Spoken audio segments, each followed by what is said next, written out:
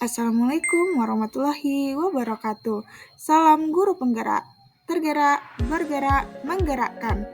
Selamat datang di ruang kolaborasi modul 2.1 yang disusun oleh kelompok 1 kelas 10.28 CGP Kabupaten 50 Kota. Perkenalkan, Ibu Yosi Isratati sebagai moderator, Bapak Remo Saputra sebagai penyaji, Ibu Yona Yulia sebagai notulis, dan Ibu Tenti Putri sebagai timekeeper. Kami didampingi oleh pengajar praktik Bapak Zulfikar Ayatullah dan Ibu Yesi Gusmira, dan juga oleh fasilitator Bapak Aidil Putra. Pengertian pembelajaran berdiferensiasi, yaitu usaha guru untuk menyesuaikan proses pembelajaran di kelas untuk memenuhi kebutuhan belajar individu murid. Menurut Tomlinson, dalam kelas yang mengimplementasikan pembelajaran berdiferensiasi, seorang guru melakukan upaya yang konsisten untuk merespon kebutuhan belajar murid.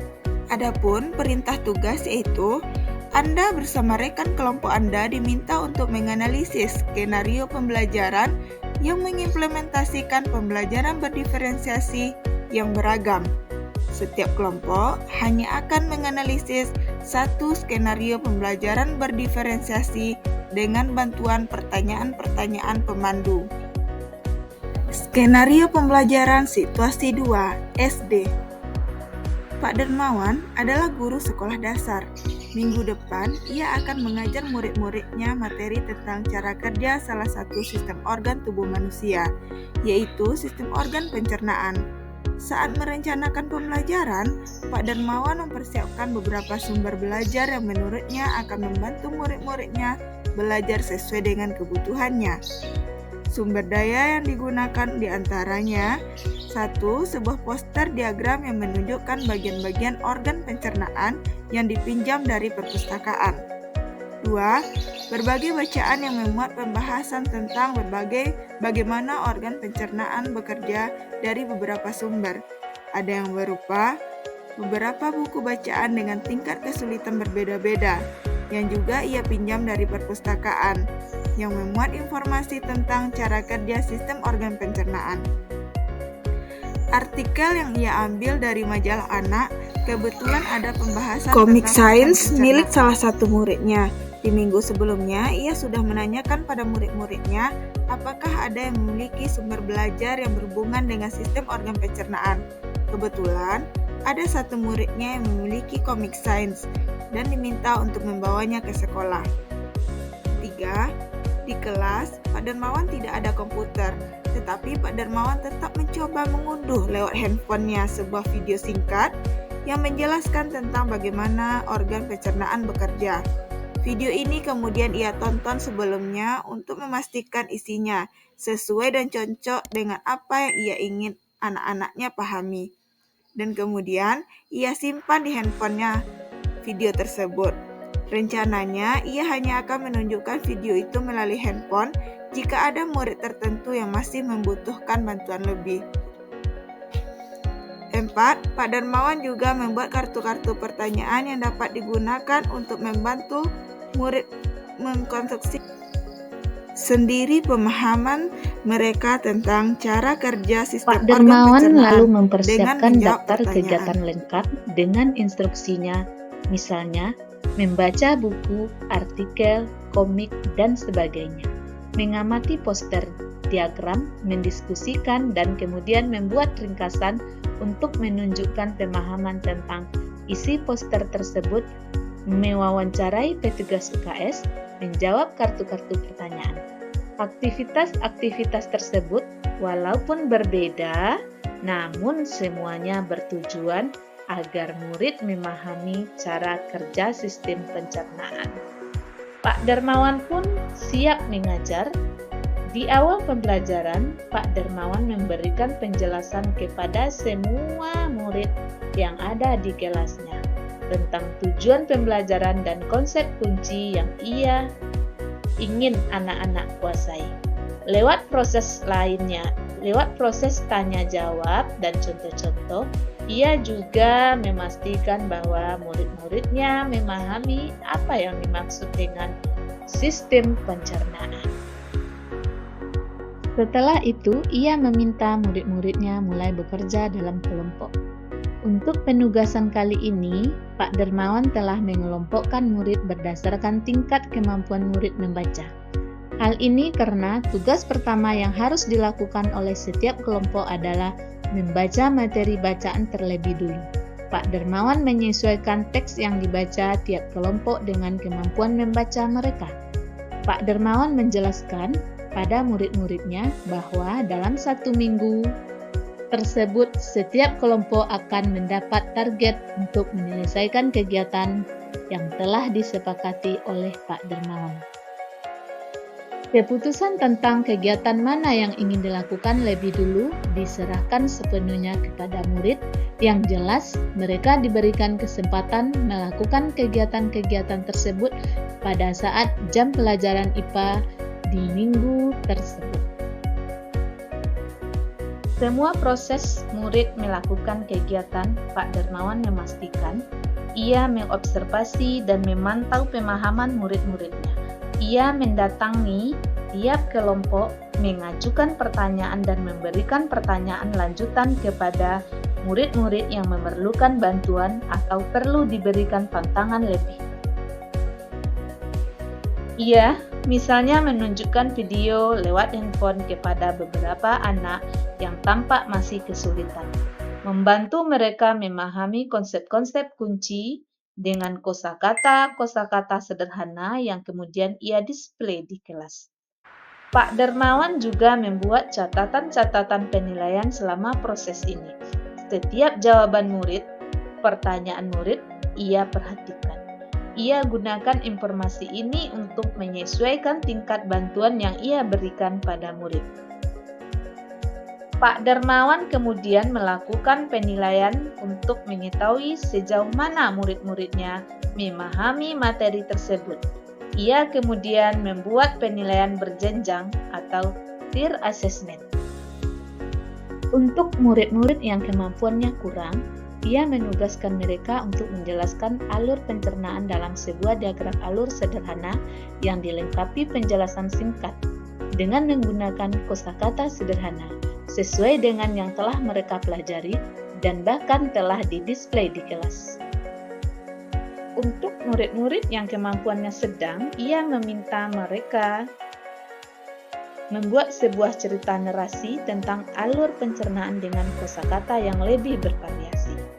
Untuk murid-murid yang kemampuannya tinggi, ia meminta mereka membuat sebuah cerita kreatif dan perspektif seorang makanan yang menarasikan alur pencernaan. Melalui tugas ini, penyusunan kalimat dalam pemilihan kosakata yang digunakan tentunya sudah lebih sulit. Pertanyaan pertama. Dari skenario pembelajaran yang telah ditelaah, apakah kebutuhan belajar murid yang berusaha dipenuhi oleh guru tersebut? Bagaimana cara guru tersebut menentukan kebutuhan belajar muridnya? Jawaban. Kebutuhan belajar murid yang berusaha dipenuhi oleh guru tersebut adalah: yang pertama, kesiapan belajar. Pak Dermawan memetakan tingkatan membaca murid. Yang kedua, minat. Pembelajaran disesuaikan dengan minat murid. Hal ini terlihat pada suka membaca, suka mengamati, suka diskusi, wawancara, dan menjawab soal. Yang ketiga, profil belajar murid. Mengembangkan pembelajaran yang bervariasi dan mengakomodasi gaya belajar murid, auditory, visual, dan kinestetik. Cara guru tersebut menentukan kebutuhan belajar muridnya adalah: yang pertama, menyiapkan sumber belajar yang relevan dan tersedia dengan mudah sesuai kondisi sekolah. Yang kedua, mengelompokkan murid sesuai tingkat kemampuan. Yang ketiga, menyesuaikan tingkat bantuan yang diberikan pada murid. Yang keempat, membuat penilaian berjenjang atau tier assessment. Pertanyaan kedua, strategi pembelajaran berdiferensiasi apa yang digunakan? Jawaban. Yang pertama, diferensiasi konten, yaitunya menyediakan beberapa sumber belajar berupa poster, bacaan, komik sains, artikel, video, dan kartu pertanyaan. Yang kedua, diferensiasi proses, seperti yang pertama membaca buku atau artikel atau komik sains. Yang kedua, mengamati poster, mendiskusikan, dan membuat ringkasan isi poster. Yang ketiga, membuat sebuah cerita kreatif dari perspektif seorang makanan yang menarasikan alur pencernaan. Yang keempat, wawancara petugas usaha kesehatan sekolah. Yang kelima, menjawab kartu-kartu pertanyaan. Yang ketiga, diferensiasi produk, yaitunya yang pertama, menjelaskan alur sederhana melalui diagram alur. Kurang. Yang kedua, membuat sebuah cerita narasi tentang alur pencernaan. Sedang. Yang ketiga, membuat sebuah cerita kreatif dari perspektif seorang makanan yang menarasikan alur pencernaan. Tinggi. Pertanyaan 3. Bagaimana guru tersebut melakukan penilaian? Jawabannya, yang pertama penilaian proses, di mana guru membuat catatan observasi selama proses pembelajaran. Yang kedua, penilaian produk, di mana guru membuat diagram alur, cerita narasi, cerita kreatif dari perspektif seorang makanan yang dinarasikan alur pencernaan. Yang ketiga, penilaian berjenjang berdasarkan tingkat kemampuan murid. Rubrik penilaian. Adapun rubrik penilaian dilakukan yang pertama kurang, di mana penjelasannya singkat dengan kosakata sederhana. Yang kedua sedang, di mana penggunaan kosakatanya lebih bervariasi. Yang ketiga sulit, di mana penggunaan perspektif seseorang. Makanan dengan penggunaan kosakata lebih sulit. Umpan balik. Umpan balik di sini diberikan oleh Pak Irfan, di mana seorang anak kurang suka menulis, maka di sekolah diadakan asesmen lisan. Yang saya takutkan apabila hanya dengan menggunakan lisan, anak tersebut akan kekurangan keterampilan motorik halus. Bagaimana pendapat Bapak atau Ibu?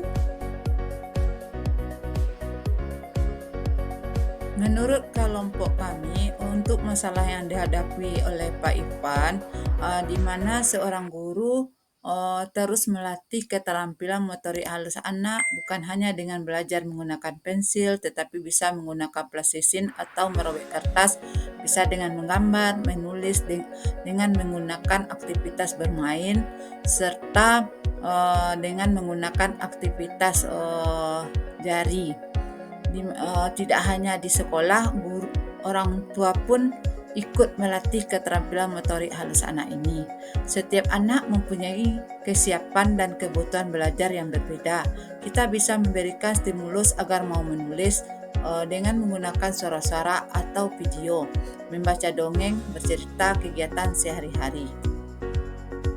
Ada kumpulan dari materi yang telah kita pelajari, itu melatih motorik halus anak dapat kita lakukan dengan bermain puzzle, menggunting, bermain plastisin, menggambar, menulis, menggunting, merobek kertas, serta aktivitas lain yang menggunakan tangan dengan kegiatan yang dilakukan dengan bermain sambil belajar.